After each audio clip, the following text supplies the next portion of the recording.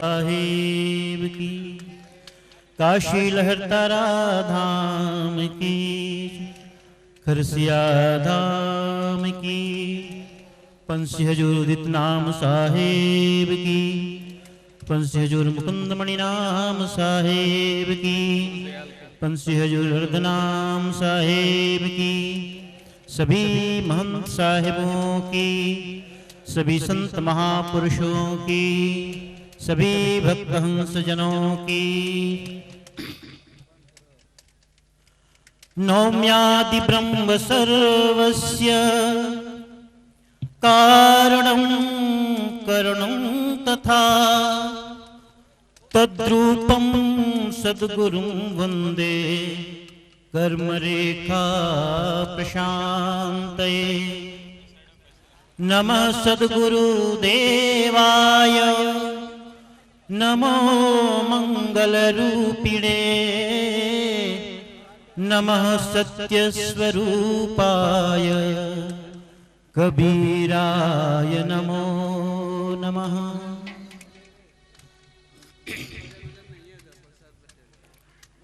गादी पर विराजमान नाथ वंश प्रतापी अनंत श्री विभूषित कबीर पंथाचार्य पंथी हजूर अर्धनाम साहेब, जो साक्षात सत्य पुरुष के प्रतिनिधि स्वरूप सदगुरु स्वरूप विराजमान है। आप सभी महान साहेब, परम श्रद्धेय महान श्री सुनील साहेब जी, महान श्री सिंधु मुनि साहेब जी, महान श्री द्वारिक साहेब जी, महान श्री कीर्त प्रेमदास जी साहेब और छोटे महान अंकित दास जी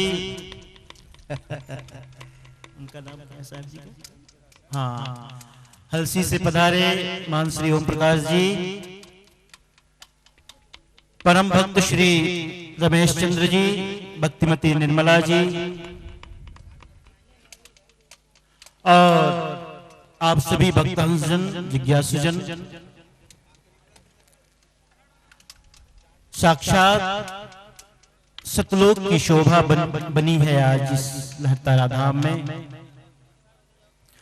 जहां सदगुरु के सर्वप्रथम चरण पड़े, वो भूमि वो धरती जहां हम सब विराजमान है। कल्पना करो, आज से 618 वर्ष पहले इसी सरोवर में सहस्त्र दल कमल पुष्प पर सदगुरु का गगन मंडल से अवतरण हुआ। अष्टानंद स्वामी ये आश्रम है, जहां सरोवर के किनारे घाट में बैठकर ध्यान लगाते थे। अचानक उनकी आंखें चुंधियाई, तेज प्रकाश से उसने आंखें खोली तो देखा एक अद्भुत, एक दिव्य बालक सहस्त्र दल कमल पुष्प पर अवतरित हुआ है। जो ही दर्शन हुआ, हाथ अपने आप जुड़ गए। लगता है कोई दिव्य महापुरुष, कोई दिव्य विभूति इस धराधाम में पधारे। इस बात की चर्चा उन्होंने अपने गुरु रामानंद स्वामी से की। यह सुनते ही स्वामी रामानंद जी भी हाथ जोड़ लिए कि लगता है इस कलिकाल में किसी दिव्य महापुरुष का अवतरण हो गया है। हाथ जोड़ करके मानो मन ही मनो जी प्रणाम किया। प्यारे भक्तजनों, ये पावन भूमि है। यही कहीं शायद आप बैठे हो, वहां शायद आप जहां आप भ्रमण किए, कहीं घूमे फिरे, यही कहीं वो जगह है, वो स्थान है जहां सहस्त्र दल कमल पुष्पित हुआ था, विकसित हुआ था और साहेब का अवतरण हुआ। नीरू और नीमा उस तटबंध से, उस पार से गुजरते थे। डोली में बैठी नीमा सकुचाई, थोड़ी लजाई, थोड़ी संकोच से कहार अपने कंधों पे डोली को उठा के ले जाते हैं। आगे आगे नीरू चलते हैं। मंडवाडी स्नीमा का मायका था और नीरू यहीं से उसे लिवा ले जा रहे थे। यहीं कहीं उन्होंने पूछ लिया था, अरे नीमा, हाथ मुंह धोना हो, आचमन करना हो, प्यास लगी हो तो भी कहारों से बोलूं कि डोली उतार दे। नई नवेली थी, मन में संकोच ज्यादा था। उसने हाँ में सिर हिला करके मानो ये कह दिया कि तुम ठीक कहते हो, कहारों से बोलो कि डोली नीचे उतार दे। कहारों ने डोली नीचे उतारी। नीमा उस पार से जो ही सरोवर के किनारे आती है, सोची कि किनारे का जल जरा कुछ कूड़ा करकट होता है, क्योंकि लहरों से पानी की जो गंदगी होती है वो किनारे लग जाती है ना। तो उसने सोचा कुछ घुटने भर पानी में जाऊं और हाथ मुंह धो लूं और पानी भी पी लूं। ऐसे सोच करके जब वो घुटने भर पानी में नीचे उतरती है, अंजलि में पानी ली हुई मुख की तरफ ले जाती है, तो मानो सामने ही सदगुरु के दर्शन हो जाते हैं। सदगुरु के दर्शन हो जाते हैं। एक दिव्य बालक सहस्त्र दल कमल पुष्प पर मानो हंसते हुए मुस्कुराते हुए, हरी माँ तुझे पानी पीने की पड़ी है, मैं कब से तुम्हारा इंतजार कर रहा कि तू आएगी, अपने अंक में मुझे, अपने गोद में मुझे भर करके बिठा करके ले जाएगी, तुझे पानी पीने की पड़ी है। वो तो दौड़ पड़ी गहरे पानी में। नीरू दूर से देखता था। उसने कहा, अरे रीमा क्या करती हो, कहाँ जाती हो, पता नहीं कितना गहरा हो पानी। वो दौड़ के गई और उस बालक को अपने अंक में ली उठा लिया। वही सदगुरु कबीर साहब, इसी भूमि में, इसी तालाब में। प्यारे भक्तजनों, आज से 618 वर्ष पूर्व हम उसी सदगुरु के चरणों की धूल को खोजने आते हैं। यहीं कहीं उनके चरण पड़े। ये जल राशि जो उनके प्रथम चरण स्पर्श से पावन हो गया, शायद हमारे भी पाप धुल जाए इस जल के आचमन से। यही कुछ ना कि और क्या लेके आते हो कामना, कि सदगुरु की चरण की धूल ही हमारे मस्तक में लग जाए, बंधन बन जाए, तिलक बन जाए। ऐसी भावनाओं को लेकर आप यहाँ आते हो प्रतिवर्ष।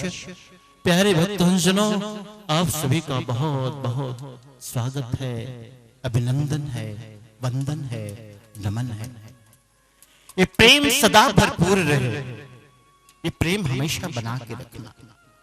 सदगुरु को कभी पीठ न दिखाना, सदगुरु को पीठ न दिखाना। मेरे सदगुरु में सब कुछ है, कमी यदि है तो हमारी श्रद्धा में, हमारे निष्ठा में, हमारे प्रेम। हमारे सदगुरु में कोई कमी नहीं है, कमी न ढूंढना। और यदि तुम कमी जानकर कहीं और जाते हो तो मेरे सदगुरु का अपमान है, मेरे सदगुरु का अपमान है। मुझे याद है पंत श्री हजूर साहब ने एक बहुत अच्छी बात अभी नागपुर में कही थी, बहुत अच्छी बात, कि देखो मैं तुम्हारे घर मेहमान हूं और तुम भोजन न दो मुझे, मैं भूखा हूं, तो भूख लगी तो पड़ोस में जाके तो खा लूंगा ना, पड़ोसी मुझे भोजन दे देगा, ऐसी कोई बात नहीं, मैं उसके लिए भी मेहमान ही हूं, क्योंकि तुम्हारे पड़ोसी हैं। भोजन तो मुझे मिल जाएगा, लेकिन तुम्हारा अपमान होगा कि तुम्हारे घर आकर के भोजन न मिला।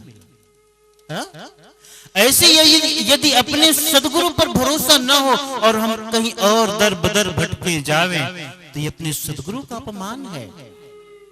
हाँ, अपने सदगुरु पे भरोसा करना, खूब प्रेम करना, दाता तेरे चरणों की गरधूल जो मिल जाए, सच कहता हूं गुरुवर तकदीर संवर जाए। बड़ा प्यारा सा एक भजन है, रोशनी कभी गाती हो।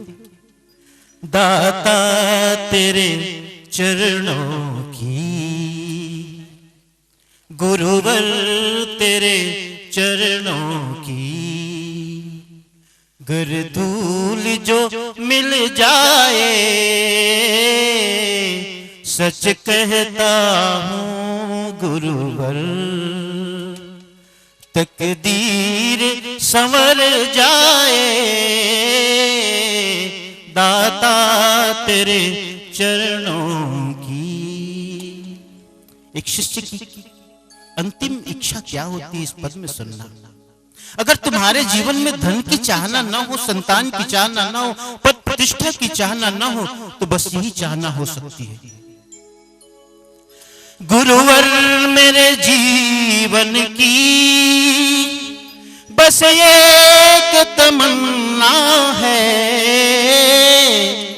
गुरुवर मेरे जीवन की बस एक तमन्ना है, तू सामने हो मेरे, तू सामने हो मेरे, मेरा दम ही निकल जाए। दाता तेरे चरणों की गरधूल जो मिल जाए, दाता तेरे चरणों की। प्यारे भक्तजनों, हम उसी सदगुरु के चरणों की धूल के लिए यहाँ आते हैं, उसे वंदन कर लें, उससे पावन हो जाए, पवित्र हो जाए। बहुत बहुत स्वागत, बहुत बहुत अभिनंदन, बहुत बहुत आभार आप सभी का यहाँ पधारे। ऐसी ही दया रखना, कृपा रखना, ऐसा ही प्रेम रखना, आते रहना। ये तो कष्ट हैं, होते हैं। अरे आप तो 3 दिन के लिए आते हो, हम तो साल भर घूमते हैं। हाँ, और मैं समझता हूं इन 8 महीनों में 12 बजे भोजन तो कभी सौभाग्य ही नहीं हुआ। कभी भी भोजन मिला तो 3 बजे 4 बजे, सोना हुआ तो 12 बजे के बाद। आपके लिए तो कम से कम 3 दिन की बात है ना। खैर, ये हमारा बड़प्पन नहीं है, हमने यही चुना ही है, हमने यही मार्ग चुना है, यही कर्तव्य चुना है। तो फिर शिकायत क्यों करें शिकायत, है ना। सरवर तरवर संत जन चौथा बरसे में, परमार्थ के कारण चारों धार्य दे। संतों का जीवन तो परार्थ होता है, दूसरों के लिए होता है। तुम्हारा जीवन सुंदर बन जाए, इससे बड़ी बात क्या हो सकती है। हम तो कभी सदगुरु से अकेले में बात करते हैं, सदगुरु यदि हम किसी एक का भी जीवन सुधार लें तो ये जीवन मानो सार्थक हो जावे, ये जीवन मानो फलवान हो जावे, हमें लगेगा कि अच्छा हुआ। और कभी कभी उनसे कहते भी हैं, देखो अभी एक दिन, हाँ उमेश जी आए, अभी है ना उमेश कोटा से, कहे साहब तबीयत कैसी है। मैंने कहा तबीयत का ख्याल मैं क्यों करूं, वो मेरे मालिक, मैं उनका सेवक, वो मेरे स्वामी, मैं उनका दास। काम उनसे कराना हो तो मुझे स्वस्थ रखना उसकी जिम्मेदारी, मेरी क्या। अगर मालिक को सेवक से काम लेना है तो उन्हें स्वस्थ रखना जरूरी है, खिलाना पिलाना जरूरी है, अच्छा रखना जरूरी है। ये संतों का जीवन है। संत अवन विचरहि यही हेता, जड़ जीवन को करे सचेता।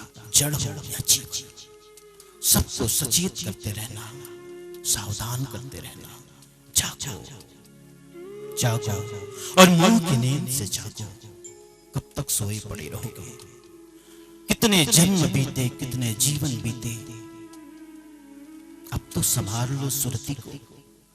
अब तो सुरती को अपने सदगुरु के चरणों में लगा लो।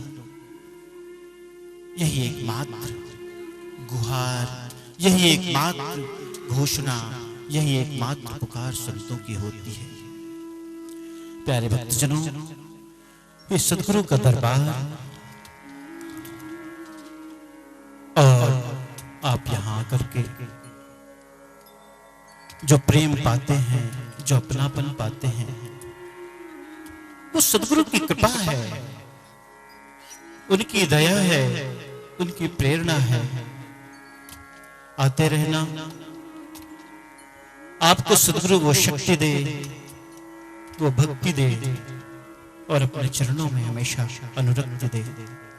आप कठिन से कठिन परिस्थिति क्यों न हो, कठिन से कठिन जीवन के फैसले क्यों न हो, धैर्य न टूटे, संबल न टूटे। यही भक्ति का सार है। कठिनाइयां कितनी भी आए लेकिन उफ तक न निकले, यही भक्ति का सार है। समझ? इन्हीं शब्दों के साथ पुनश्च आप सभी का अभिनंदन और वंदन करते हुए और आभार, आप सब यहाँ पधारे। बोलो सदगुरु कबीर साहिब की, गुरु धनी धर्मदास साहिब, लहर तारा धाम की, पंच हजूर साहिब की, सभी संत महापुरुषों की, साहिब सत्यनारायण साहिब की।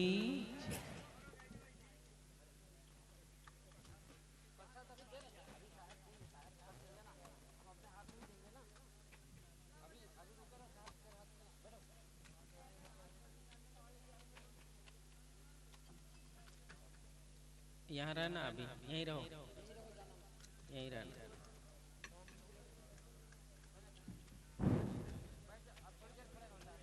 तुम प्रसाद की व्यवस्था उधर कर दो, मैं नहीं बोलूंगा ज्यादा, थोड़ा सा बोलूंगा।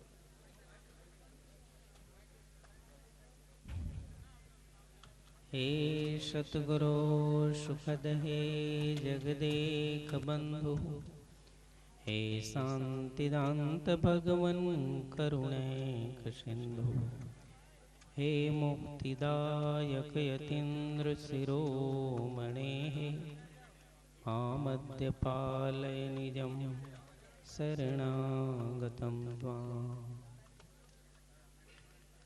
सद्गुरु की कृपा से आज सद्गुरु कबीर प्राकट्य महोत्सव के इस पुनीत अवसर पर सद्गुरु के ही प्रकट भूमि में हम सब 3 दिनों तक सद्गुरु साहिब को अनेक स्वरूपों में स्मरण किए, याद किए। साथ ही आप दूर दूर से पधारे संत महंत साहिब, अतिथिगण, भक्तजन, भक्तिमती माताएं, सबने साथ मिलकर इस उत्सव को बड़े आनंद के साथ मनाए।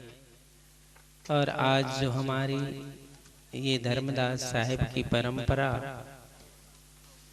की सबसे बड़ी पूजा, क्योंकि कोई भी कार्यक्रम की हम जब शुरुआत करते हैं, कोई भी मंगल कार्य की शुरुआत करते हैं, तो वो पूरी तब मानी जाती है जब सद्गुरु का ये विधान होता है, साहिब की ये रचना होती है।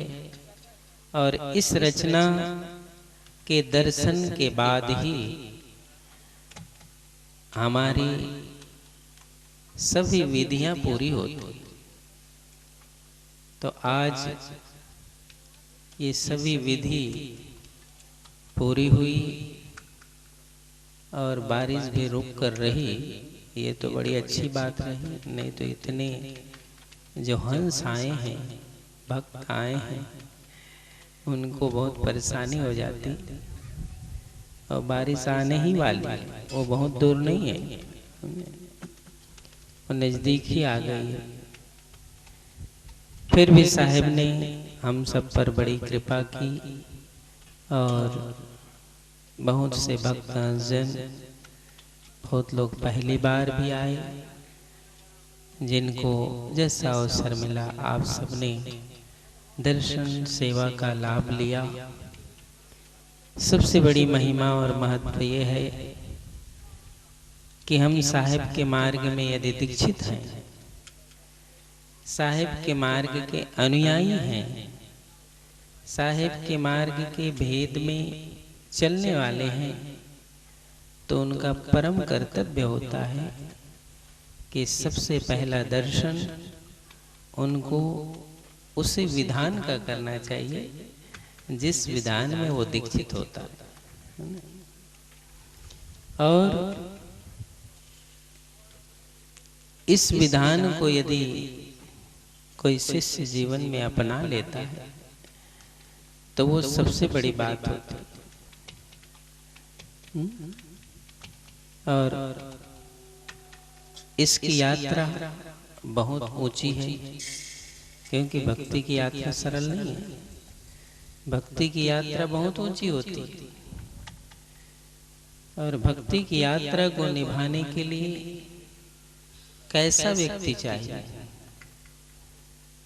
सूरवीर तो चाहिए, लेकिन वो मैदान में लड़ने वाला सूरवीर नहीं चाहिए।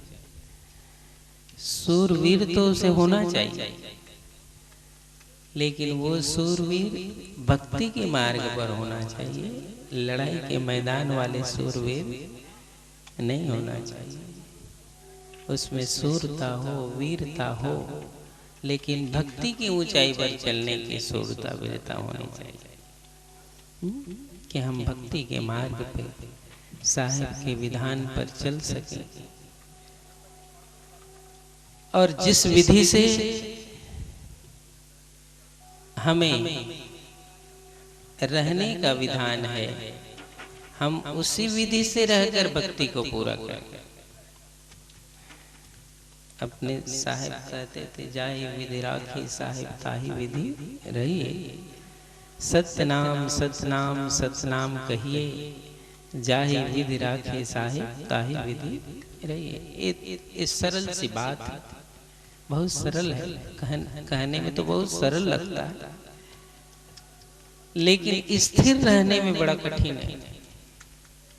स्थिर रहने में बहुत कठिन है, कहने में बड़ा सरल है कि जाहि विधि राखे साहिब ताहि विधि रहिए। जिस विधि साहिब रखे उस विधि से रहना, ये बड़ा कठिन काम है। और ये कठिन उसी के लिए सरल होता है जो सूरवीर है, वही तो इसको सरल बनाता है। तो भक्ति के मार्ग में सूरता वीरता चाहिए और साधन करना चाहिए। यदि मार्ग में हो तो साधन जरूर करो। एक घड़ी आधी घड़ी आदि के पुण्याद कहा जाता है साधन सुमरन करना। जब धर्म के मार्ग पर हो तो धर्म के रहस्य को जानना चाहिए। सदगुरु के मार्ग पर हो तो इसकी विधि को जानना चाहिए। क्या विधि है, इसकी विधि का क्या रहस्य है, इसको भी जानना चाहिए।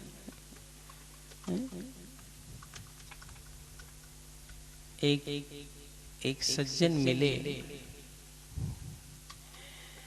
उन्होंने मुझको ये कहा कि साहेब, आप कभी अमरनाथ की यात्रा गए हो? मैंने कहा मैं तो अमरनाथ की यात्रा नहीं गया। तो उसने कहा जाने लायक है, मैं 4 बार गई हूं। उसने कहा, उसने क्या कहा, मैं 4 बार गई हूं उस अमरनाथ की यात्रा में। मैंने कहा तुम 4 बार गई हो कि 1 बार गई, ये मैं नहीं पूछता, लेकिन मैं क्यों अमरनाथ की यात्रा जाऊं? अमरनाथ की यात्रा तो मेरे साहब ने बताया, वहां कौन जाएगा जब मैं अमरनाथ चला जाऊंगा? मेरे साहब ने जो अमरनाथ की यात्रा बताई है, फिर वहां कौन जाएगा? ये सूरता वीरता है। सूरवीर उसको कहते हैं जो अपने विधान से अमरनाथ को प्राप्त करे।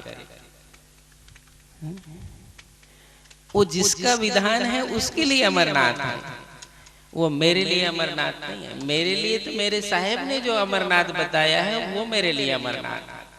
मैं उसकी यात्रा करूंगा, और उसकी यात्रा यदि मैं नहीं कर पाया तो इतना दिन में साहेब के शरण में रहा, वो तो 2 कौड़ी का हो गया, उसकी कोई कीमत नहीं हुई, उसकी कोई कीमत नहीं हुई। इसलिए साहेब कहते हैं कोई सूरवीर होता है वो इस अमरनाथ की यात्रा करता है, साहेब के बताए हुए अमरनाथ। इसलिए ये कहा जाता है कि जिस मार्ग में हो उसके रहस्य को पूरा जानो, आधा अधूरा मत जानो।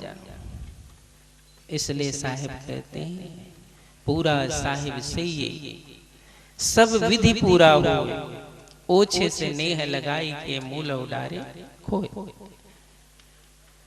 ओछे से नेह मत लगाओ, पूरे से नेह लगाओ, पूरे साहेब से प्रेम करो, पूरे साहेब की साधना को समझो और पूरे रहस्य को समझो। तो ये साहेब के विधान की भक्ति है। और साहेब के विधान की भक्ति में जब हम चले हैं तो इसे तो अंतिम मुकाम तक ही पहुंचाना चाहिए, तभी वो सूरवीर है। और यदि वो लौट के आ जाता है तो वो कोई सूरवीर नहीं है। साहब कहते हैं टूक टूक कोई गिरधरनी पर खेत छाड़ नहीं जाए, टूक टूक होकर के भी धरनी पर गिर पड़ता है, लेकिन वो रण को छोड़कर नहीं जाता है, उसको कहा जाता है सूरवीर। तो ये भक्ति की जो ऊंचाई है, यदि क्योंकि हम कोई मन बहलाने के लिए तो साहेब के मार्ग पर नहीं आए कि चलो कोई बच्चा है रो रहा है तो उसको कोई कुछ दे दिया, उसकी माँ कुछ फेंक देती है, उसके बाद बच्चा चुप हो जाता है। तो मन बहलाने के लिए आए हो क्या? मन बहलाने के लिए संसार का बहुत बड़ा मार्ग है। सदगुरु का मार्ग मन बहलाने के लिए नहीं है, सदगुरु का मार्ग मन से पार जाने के लिए, मन बहलाने के लिए नहीं है, मन से पार जाने के लिए, कि मन की सीमा है उससे पार चले जाओ, वो साहेब का मार्ग। मन को बहलाने के लिए साहेब का मार्ग नहीं है। ये वेद है, ये रहस्य है। और इसीलिए ये जो विधान है, ये जो साहेब का विधान है, ये साहेब का विधान केवल साहेब के पास है, दूसरे के पास नहीं है। ये विधान साहेब के पास है, दूसरे के पास नहीं है। और ये विधान किसी शिष्य के पास है जो अनुरागी है, अपने सद्गुरु की भक्ति का अनुराग जिसके पास है, उसके पास ये विधान है। तो ये मार्ग सरल नहीं है, ये मार्ग बहुत कठिन है, लेकिन कठिन मार्ग को तय करता है उसी का नाम होता है। जितने कष्ट कंटकों में, जितने कष्ट कंटकों में जिसका जीवन सुमन खिला, गौरव गंध उन्हें उतना ही यत्र तत्र सर्वत्र मिला। लालचंद दोहन जी बता सकते हैं कि इनकी पंक्ति है कि चले गए?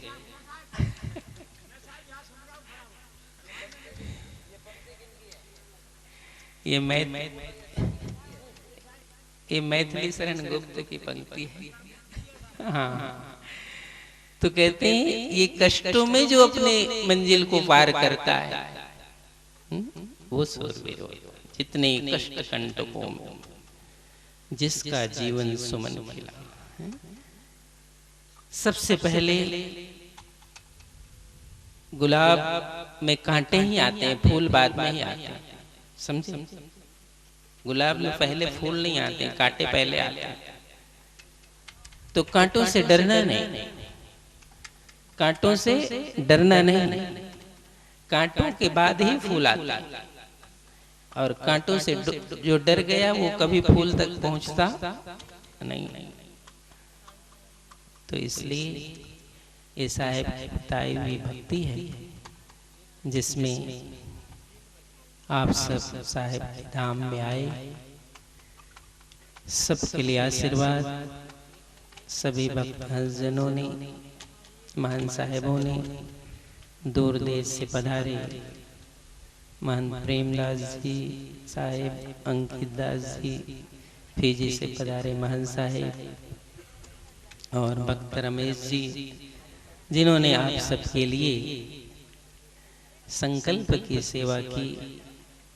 संकल्प का होना भी बहुत जरूरी होता है, क्योंकि संकल्प से ही कार्य पूर्ण होते हैं, और संकल्प नहीं है तो कार्य पूर्ण होता नहीं है।